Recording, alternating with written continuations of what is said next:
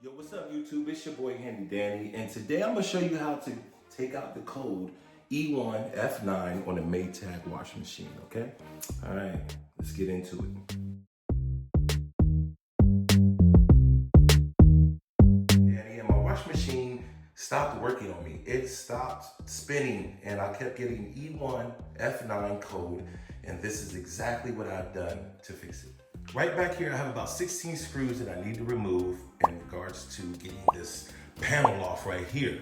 So I've already removed most of the screws. I'm using a 1/4" nut driver. And as you can see, I just kind of turn that screw right there. I've already got most of them pulled out. And only thing I'm gonna have to do now is just remove the back of this here.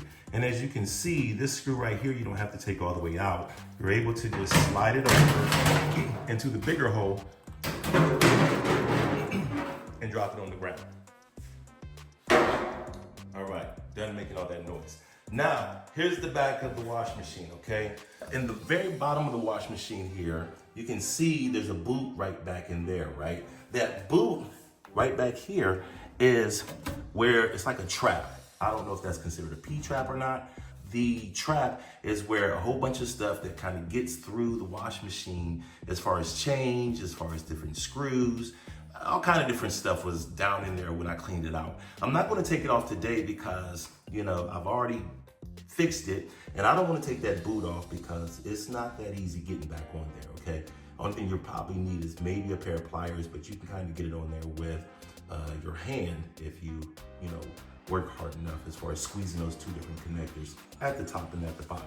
So that's pretty much it right there, YouTube. I mean, honestly, that's all it takes to get this thing back spinning again and get rid of those codes. Real simple, real easy.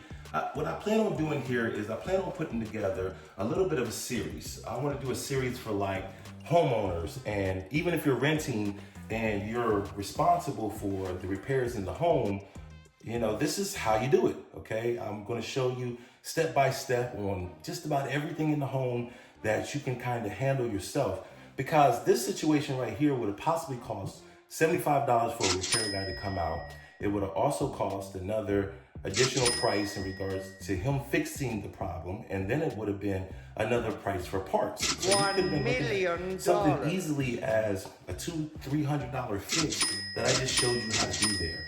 I think the next thing that I'm going to do is when you have that little bit of water around your sink, you know, coming from the faucets, I'm going to show you how to repair that. I'm going to have to show you how to fix that, because you're losing valuable water that you don't necessarily have to pay for, or you're not, you know, needing to use. And you don't want your sink and your faucets to be all rusty looking from it leaking in a place that it's not supposed to look. So make sure you subscribe.